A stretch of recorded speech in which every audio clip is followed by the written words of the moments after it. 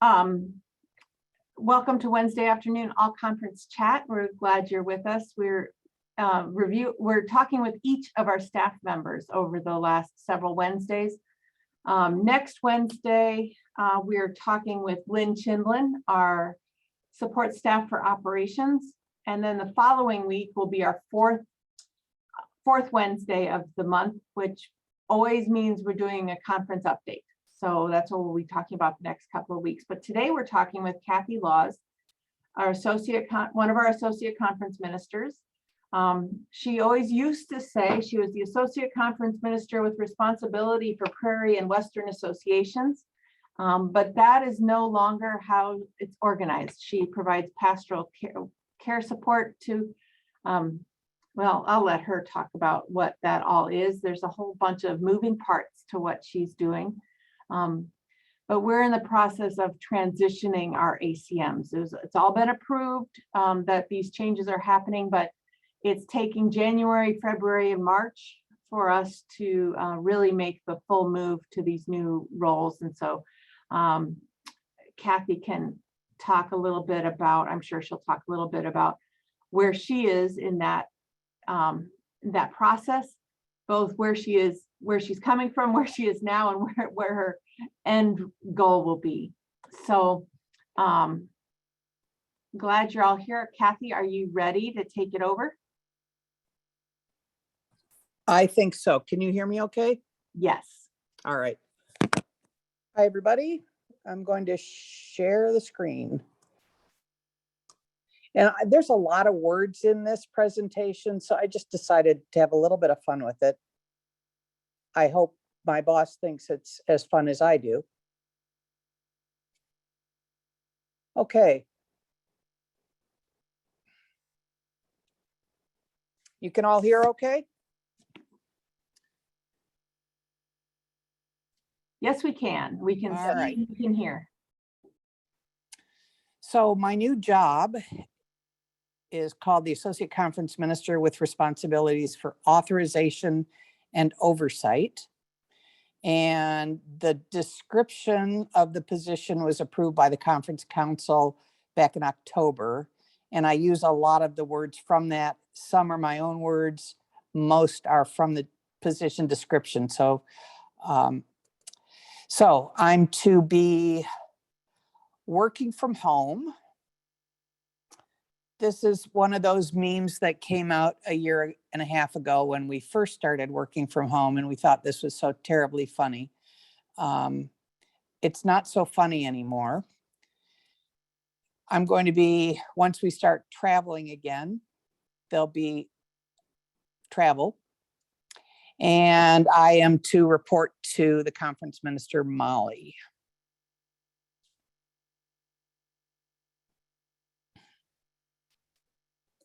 That's you got, okay. Huh? I wasn't looking to the picture the whole time. Yep, give me that picture back. You want that back? Uh-huh. Got to see what you've got there. Wonder Woman. Yes. Well, we all know, Kathy, you are Wonder Woman. Well, you're very kind. All righty. So I'll continue to serve on the MLT. Now, this is in the position description that it's all the members of all the churches and all the clergy and all the covenant partners. And then specifically to support the local churches in being stronger together. And that's a mission I do believe in. This is saying that we'll serve as spiritual leaders and providing pastoral care for an assigned segment of pastors and churches. So my assigned segment of pastors and churches continues to be the Western Association. And I want to share with you all 24 churches in the Western Association and a variety of sizes, community types, rural, urban, country, small villages and towns, and they're really wonderful congregations. And I also have responsibilities for the Prairie Association.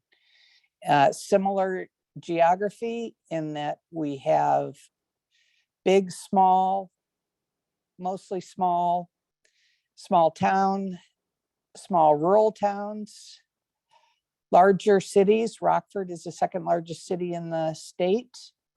And again, these churches are all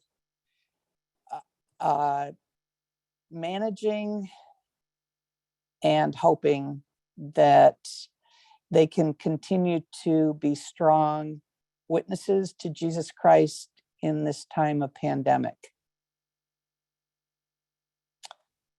So these are the places that I will be primarily providing pastoral care and spiritual leadership. So I thought I would take a second here, because these responsibilities are ones that you are already familiar with, that you know and have expected from the association and now associate conference ministers. Okay, this is where it gets new. And I know many of you are familiar with this, but I also know some people were coming on today because they wanted to hear more about an ACM position. So in addition to serving as spiritual leaders and providers of pastoral care, the 3 associate conference ministers are tasked with a specialty ministry. Reverend Dr. Terrell Murph is the PI guy, Programming, Innovation, and Events. Reverend Dr. Stephanie Perdue is in charge of pastoral transitions. And I will be working with authorization and oversight. So my position now does have something old, something new, a lot borrowed from the manual on ministry. And I think our logo is primarily blue. Well, and you have that lovely blue denim shirt or 3 that with Yes, the logo I do. on it. Yes. So the big difference for me is that rather than staffing 2 committees on ministry, I'll be staffing all 5 associations. And I really appreciate the patience and the flexibility that those chairpersons have demonstrated. And I'm looking forward to getting to know the entire committees in the next few months. I will be developing some sort of training, onboarding for committee members, clergy, and laity. I'll attend the 5 Committee on Ministry meetings to be a resource person, providing guidance to the committee chairs and secretaries. And then we're hoping to create greater consistency among the best practices in our 5 associations, because there are some significant differences in requirements and in the way the responsibilities are carried out. So we're going to try to provide greater consistency. And then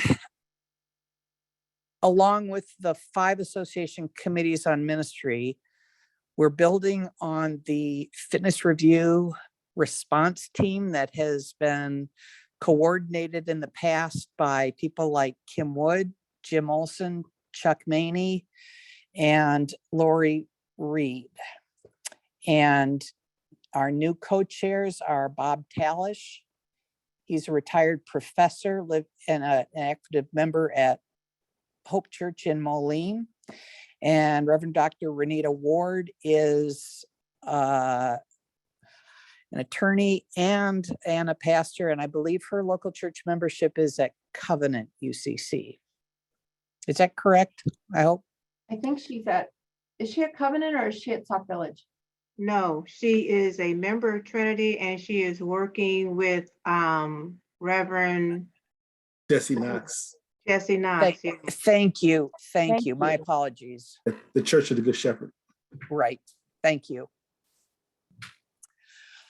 Okay, I'll be point of contact for fitness reviews. And this is not something that we actually have fully in place, but we'll be developing a unified conflict resolution team to assist our committees on ministry and clergy with situational support when needed. Additionally, there will be authorization and oversight with our members in discernment as they go through the many processes that the denomination expects and requires for ordination. So nurturing an advisory team, tracking our MIDs along those different processes. The job description calls for providing nudging when appropriate, and that's Molly's word, not mine. And I do want to say that when Molly first asked me if I would be interested in this, I said yes. I really, really enjoy working with our committees on ministry. I feel like it's an important, even a vital ministry that the denomination needs to support and that is carried out at the association level, and that there's some great ways of building on what we already have. And then Molly said it would include support of the members in discernment. Well, at the time, Western Association had 3 members in discernment and 1 about to be ordained. And Prairie Association had 5 members in discernment, 2 of whom were about to be ordained. And I thought, wow, I've loved working with these people. And then Molly reminded me that the Chicago Metropolitan Association has upwards of 40 members in discernment. And suddenly I thought, whoa, this is going to be different. We're not in Kansas anymore. So I'll work with those who are undergoing ecclesiastical councils, services of ordination, work with our association leaders to observe and celebrate clergy milestones, and coordinate resources and opportunities for engagement. And I see doing this with Terrell Murph about program and innovation and supporting our retired clergy with different resources. And then also discuss a form of unified continuing education requirements across the 5 associations. And I believe there's one more thing that my job description calls for. And that is this. So I hope this isn't too narrow a joke here, but there is a movie called Office Space that this is from. So I'm going to stop and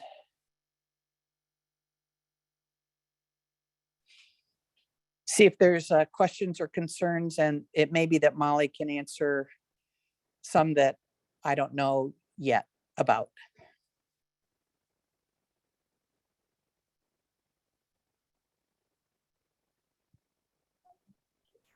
One point of confusion that I've noticed is about working with the association councils. Oh, And that's one place that's changed. You want to talk about how you see that?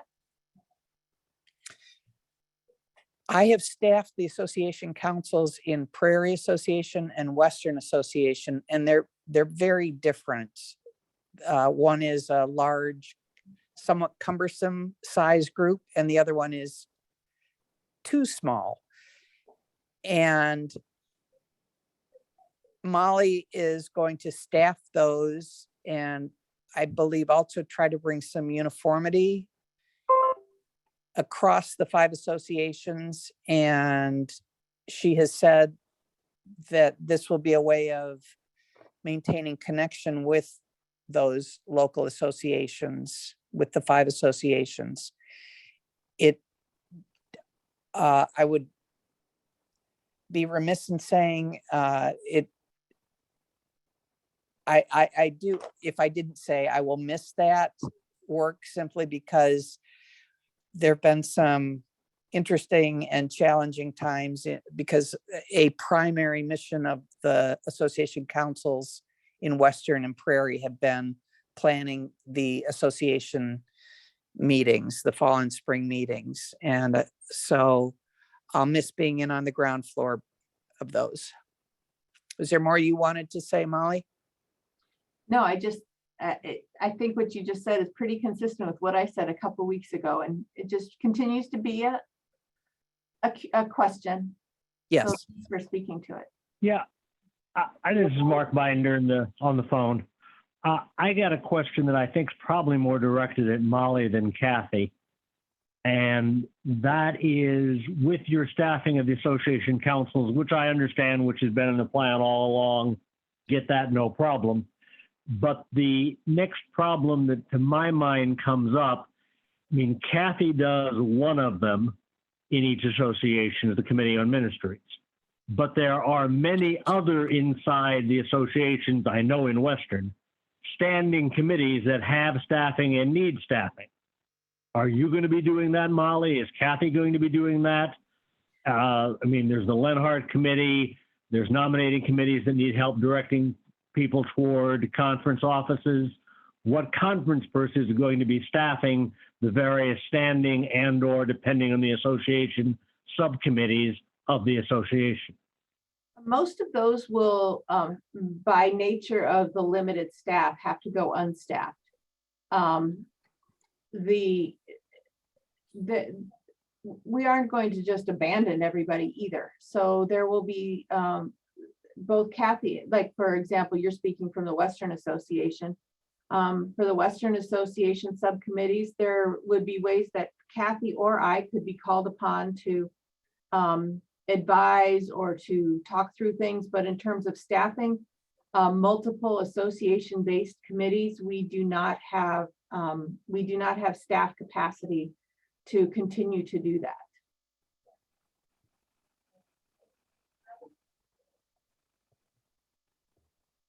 So the conference is going to have less and less say and less help in guiding up, for instance, nominating committees toward the people that are going to be on conference boards and committees. That makes little sense. Well, nominating is a very specific sort of thing. And in most associations, the nominating committee does not exist outside of the association council. And so that council— In Western, it is a separate entity. Well, that's maybe something we're going to have to look at, how that moves forward.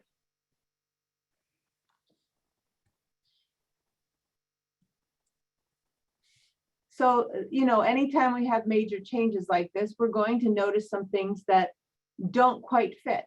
And so how do we deal with them and sort of roll with the punches as we notice them, and adjust and discern along the way, work it out together.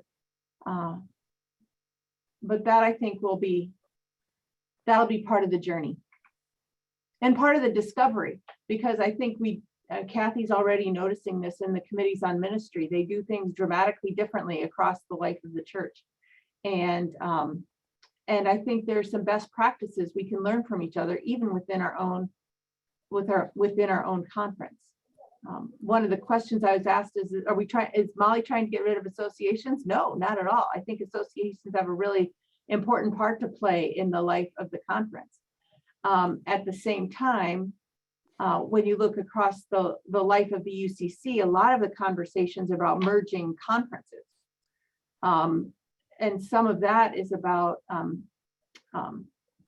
efficiencies of scale, and some of that is about sharing, adopting best practices. Well, we have 5 associations who do things quite differently. Maybe we can be looking at adapting some best practices from within our own conference and move towards a place that we're more, ever more, not just more than now, but like an ever evolving more, a conference that is more about helping our local churches be stronger together.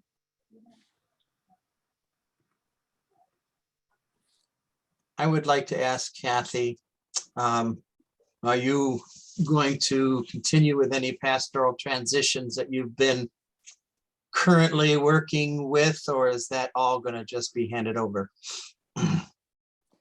Well, Stephanie Purdue, who is on the call, and she and I have had that conversation because there's a couple of places that I believe I have some insights after working with the churches, and that I can provide some leadership, especially in situations where radically new models of ministry are under consideration.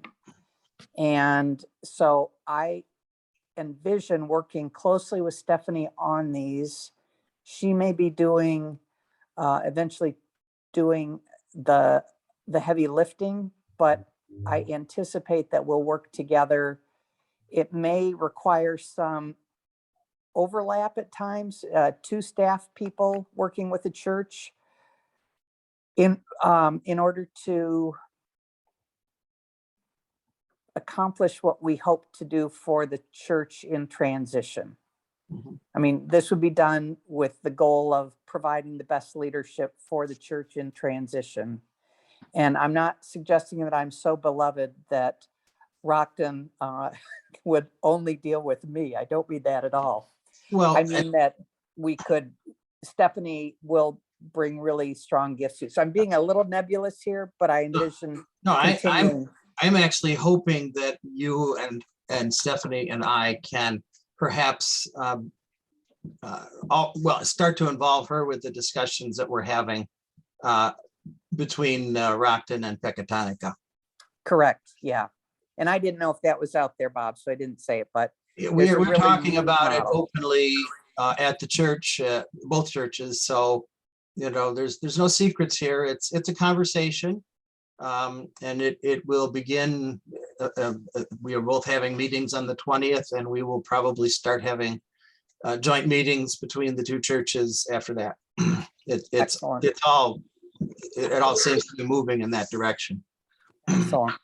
So Stephanie would love to catch you up at some point. Thank Stephanie, you, Bob. I- It's a yeah. pleasure to meet you on this call. Maybe I'll just chime in and say that Kathy and I have had some long conversations, and she is kind of debriefing me on her portfolio.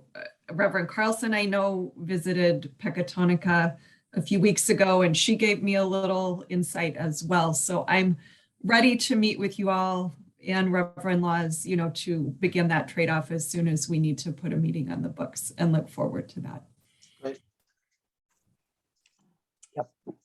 Yeah, Stephanie and I have gotten through what little I know about the Chicago Metropolitan Association and the Fox Valley Association searches. I know a little bit more about Eastern Association, and we still have Prairie and Western to go. And those will be triple coffee conversations. So. Right, but those conversations are underway, and I'll have another series of conversations. I'm already having some of them with Reverend Murph. And I just want to say that I want to recognize that Reverend Laws, Kathy, brings an enormous amount of institutional history, just given the tenure with the conference and the tenure with the association she's served. And one of our other phrases in our job descriptions is to provide as best we can seamless transitions. And for me, I really think of that as honoring the institutional knowledge that's out there, receiving that with humility, and walking alongside my peers or my elders in this instance to receive the best wisdom so we can offer the best care and the best support. Right. Amen.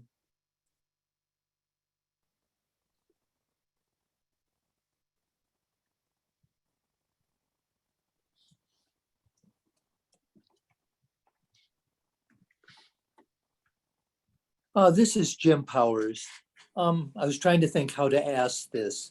In terms of the portfolio that's been developed for you, Kathy, in terms of the span of control, when you describe 40 people in metropolitan Chicago, 7 in and 5, and then you talk about pastoral care to the number of churches in Prairie and Western. I'm thinking that that's quite a number of people to be relating to. So I guess I was just curious in terms of that span of control, and what the thinking was in terms of that amount of people to be relating to. I have to tell you, Jim, and if I could just say, to put this question in context, Jim is this phenomenal retired United Church of Christ pastor who has taken me to lunch at the Fresco Cafe at Anderson Gardens in Rockford on several occasions.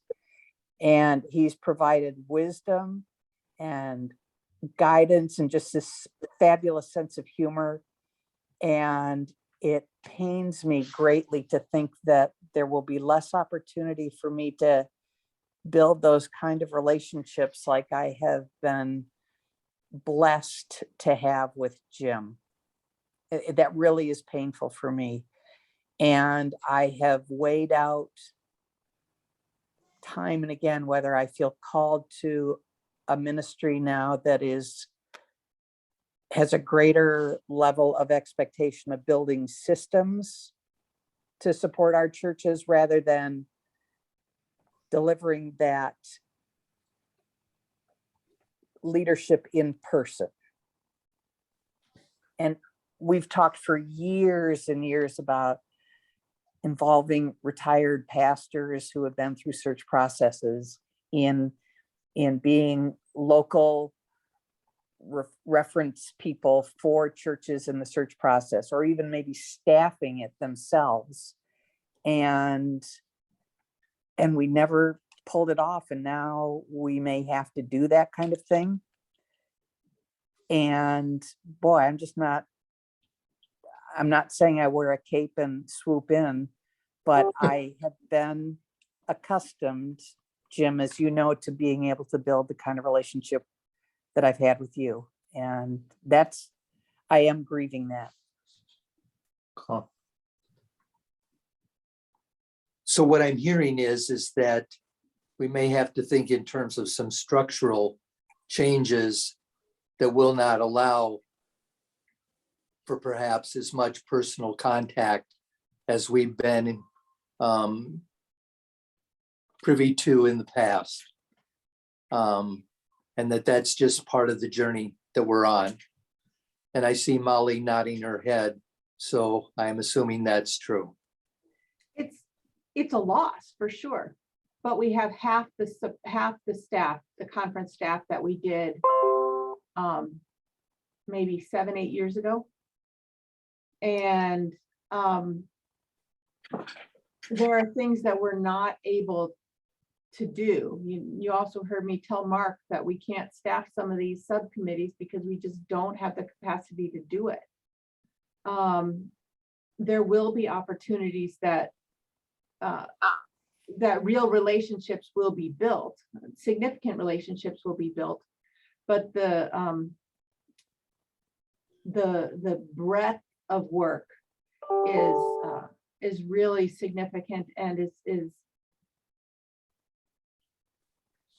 is a big shift in the conference for our ACMs and for our churches and pastors. Right, and I realize in terms of resources, and the necessity of making changes, I'm just trying to get a grasp, on the impact of those particular changes. So that's Kathy, where my question comes from. that's a great question, but Kathy, I'm wondering if you could talk a little bit about how you were imagining pastoral care to Prairie and Western associations might look. If that's about half of your workload, what would that look like? One of the things that came about as a result of COVID was establishing a group for active Prairie pastors and actively serving Western pastors 2 nights a week, Wednesdays and Thursday nights. And we've done this since about the early April of 2020. And the numbers fluctuate and it's never a huge number, partly because of the timing. Pastors with children don't really care to come out on a Thursday night, but it has provided a basis that has offered some really critical support and resource sharing in a critical time.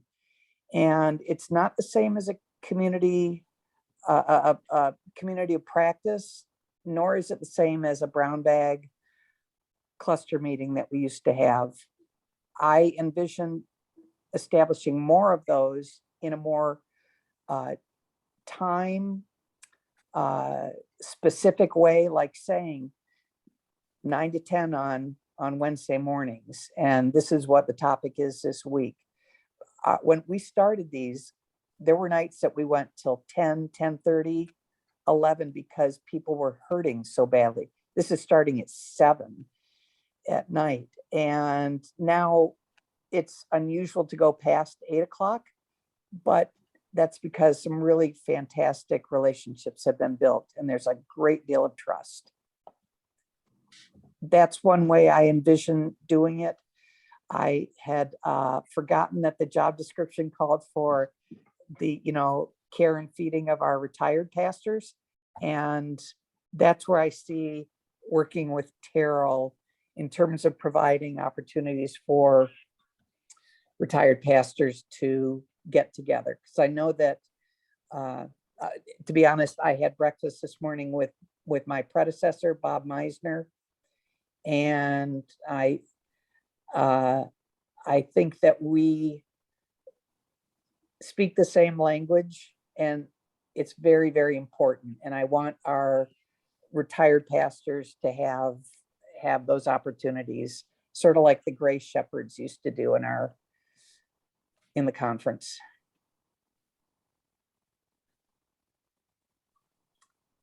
Hi, Catherine. Hi, Kathy. I can't see you, but I can hear you, and that's always reassuring. Thank you. I've been listening to all of this, and one of the things that the conference overall, and I know the Fox Valley Association, at least in my years of being fairly active there, have struggled with is consistently both bringing opportunities for fellowship, but also opportunities to continue ministry to our clergy who are no longer serving the church, but that doesn't mean they're no longer clergy and no longer still obviously maintaining those gifts that brought them to ordained ministry to start with. I'm really encouraged to hear that we have some plans for that. I was talking to a colleague in another denomination, and she was talking about, at least in her particular area, some of the great work that the retired clergy are doing. And I was thinking that, that would be great stuff. I know some of the retired clergy that I've talked to over the years would have been very interested in that. And I think there is some room for both continued growth, ministry, and collegial relationships, even as a group under the guidance and auspice of some of our associate conference functionalities at this point of the game. So I would strongly encourage efforts in that direction, both to help the associate conference ministers. As Molly said, not only do we have half the staff that we had 8 years ago, but go back a little further and we had, associations who had, their own offices and their own secretaries. And, so we're really probably down to about a third of the staff that we were maybe 15 to maximum 20 years ago. And that sounds like a long time, but there are also plenty of people around in the Illinois conference that have been in the Illinois conference that long and remember that time. So yeah, I find that very encouraging, especially as you can tell folks at all sorts of levels are realizing that we're trying to pull this forward. I know someone was asking, well, are we talking about, and Molly mentioned, people keep saying, are we getting rid of the associations? Well, no, we're not. But let's face it, to make any of this make any kind of sense whatsoever, you can't have yourself or Stephanie or Terrell working with 5 different structural processes for the same functionality. So yes, ideally, eventually, some consistency, as Molly was saying, for that is what would be the most effective and hoped for, but that's also not going to be an easy journey necessarily. And I can also see folks like Reverend Powers and others in our retired clergy who have a little less vested in being recognized by the process, being able to possibly be real mentors and just support systems for you guys as you try to get this, slowly, morphed into place, and to be able to be kind of that group of folks that can fill in that gap, and help both supply some information about things and also help maybe on the ground to assure folks that, that they're still, the church that they've always known and loved is there. It may look a little different, but it's still really there. So thank you for the time. Thank you, Catherine.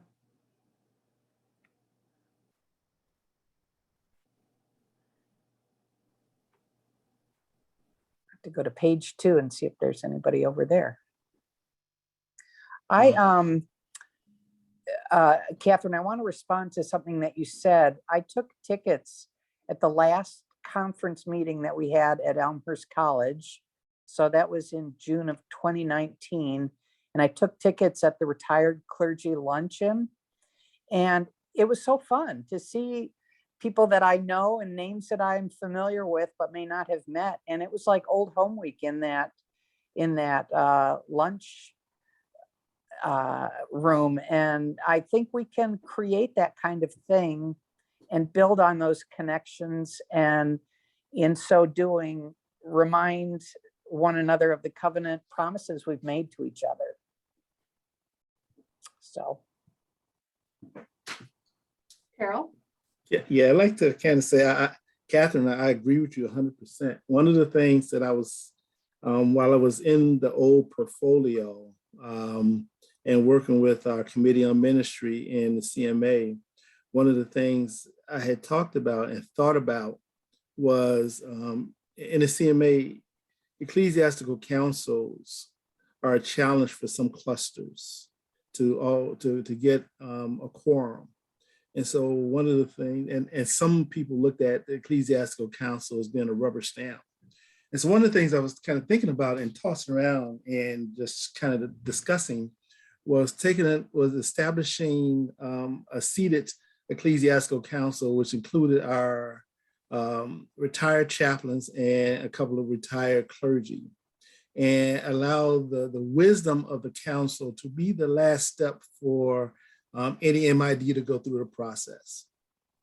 I thought that would be a great way to kind of utilize some of our retired clergy, especially those who are retired and really want to get back and want to feel a part of ministry, and not to omit our chaplains, our retired chaplains. And so it was a thought to have standing ecclesiastical council where we do away with having to have a quorum.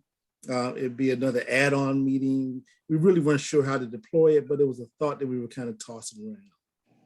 It's a good one. I'm hearing a lot of merit in some of that. So thank you. And thank you for the feedback, Carol. Appreciate it.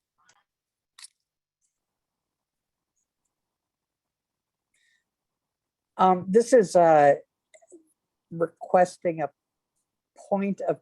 moment of personal privilege, but my mom and dad are on the call, and my mom, I didn't warn my mother I was going to be doing this. So, and maybe dad has left. I saw his arm a few minutes ago, but my mom is Pat Laws. Oh, there's my dad too. Show your face, Dad. So they've mentored me, and I love them dearly. I'm precious.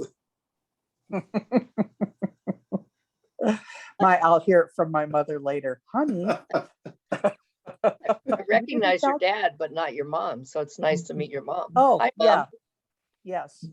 I'll tell you that in many conference meetings, after I joined the staff, I would go, my dad and I often drove together. He was a delegate from the DeKalb Church, and people would say, "Oh, I met your husband." And I would say, "Yes, he's old enough to be my father." So I've been pretty lucky, pretty blessed. Amen. Another question that I hear is, well, who do we call? Do we call Stephanie if we're dealing with, how do we keep track of who to call? Who do we call, Kathy? What's your answer to that question? I think you can call the person you know, if that's the best place for the person, for you to start. And if Stephanie or Terrell or I are not the expert in that particular area, we can, I hope, find out who you should call.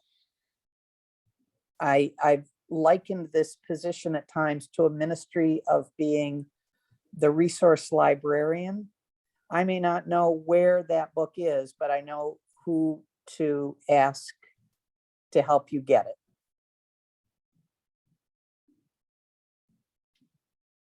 Thank you. We meet a lot. The four of us, we meet every week and have really worked hard to develop a teamwork environment among the MLT.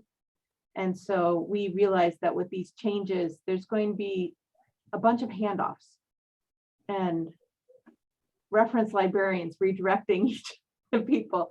But we're really committed to working together and to do all we can to make it easy for you all with that. Harriet, I saw your hand go up.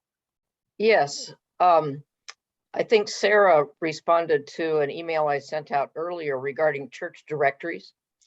So as someone, and I speak wearing both a hat of justice and witness, trying to find someone in each church who would be a champion to communicate with, but also as a member of the church committee of CMA's Church and Ministry Committee, is getting accurate data into our church directory. And I guess also from the history of when Roger and I owned our business, trying to get communication to the people.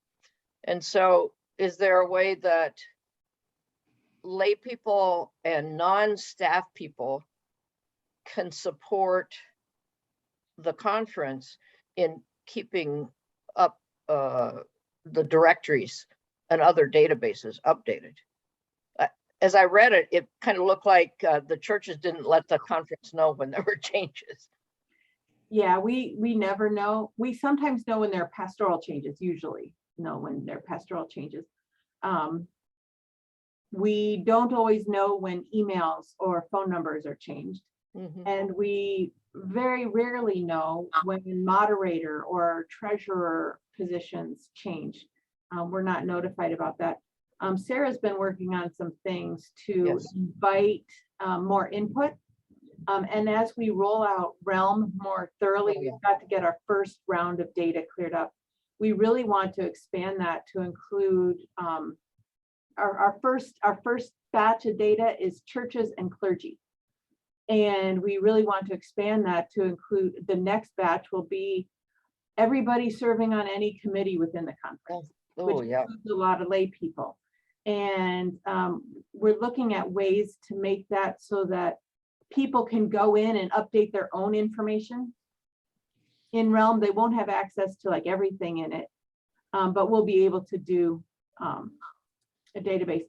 The other thing is the information isn't very helpful to us if it's typed out. It's helpful to us if it's in an Excel spreadsheet or a comma delimited file. The That's good to know. easiest is in Excel, because then we can import it. But it takes a minute to import data, because if we might have to have first name in a different box than last name, and you might have first and last names together.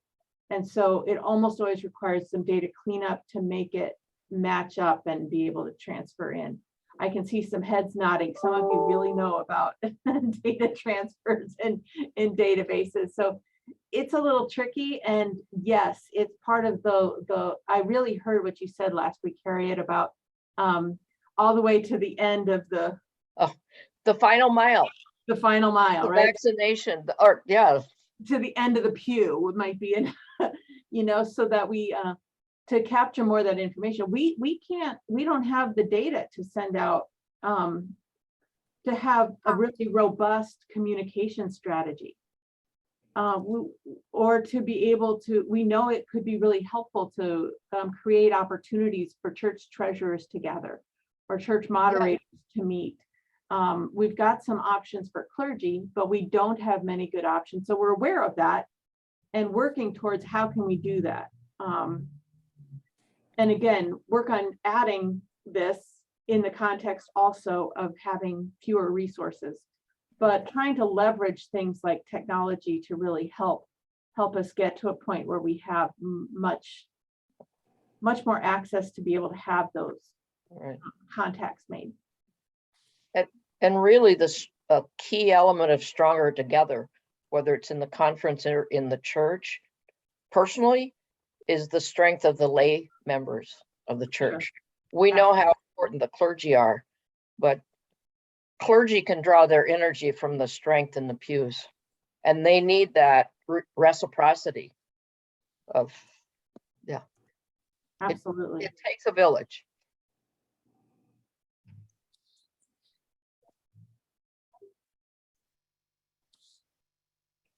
Are there any other questions for Kathy? Or Kathy, do you have last thoughts you'd like to conclude with? Well, I appreciate the opportunity to share this with you and to read some of the stuff in the job description that I had glossed over before, like the word nudging. So I appreciate the questions we've had today too. And I look forward to hearing from my colleagues as well. Well, next, Kathy, you set the bar high with your fabulous memes and graphics. Well, I have to tell you that I was trying to work in the voice from the Days of Our Lives, like Sam through and I just couldn't make it work. So. Oh, the times when technology just isn't our friend. Exactly. Well, next week you'll have the opportunity to get to know Lynn Chindlin. Excited to introduce her to you. Some of you might not have met her yet. She's fairly new to the staff. She joined in June. She is our support staff for operations. And so she's been a great asset to the staff, and she's still on that learning curve. So she's a member of the church in Lionsville. So she is a UCC church member, and she can share a little bit of her background too, but looking forward to that. And then again, like I said earlier, the week after is update on life in the conference. I'm not sure what that content will be for that yet, but we'll get there. Kathy? I want to do a shout out for David Sheridan in the suit and tie. He's going to be installed at Spring Creek in Rockford on March 20th. That's a really cool thing. And the last installation we had in Prairie was with Pastor Lori Allen. And look what I got from them. I have been mug hugged. Whoops, let's do this. Mug hugged by the Mayfield. God, I'm not getting this right. It says I've been a mug hug from Mayfield Congregational, UCC. And it's a cake and a mug. Fabulous. May the good people of your churches bless you in the same way. Right. That's wonderful. Kathy, could you pray us out? Is Yeah, that, can I get that absolutely. request? Is that okay, Molly?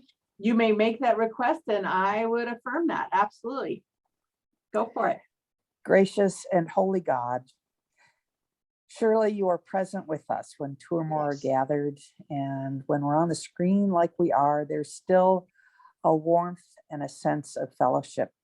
So we Yes. thank you for this time together, for really good questions, for collegiality, for a chance to look at the way that the changes that we anticipate are both grief invoking as well as challenging. And we pray, God, that with the power of your Spirit, with the teaching of your Son, Jesus Christ, we may serve our churches, not just to make them stronger together, but to make them stronger in mission and ministry. We give thanks for each one on the call today. And with our thanks and our praise, God, we ask you to accompany us to our homes, places of rest, that we may greet the new day tomorrow with hope and joy. Amen. Amen. Amen. Thank you all. Blessings, everyone. Good job, Kathy. Thank you very much, Carol. Take care. Take care.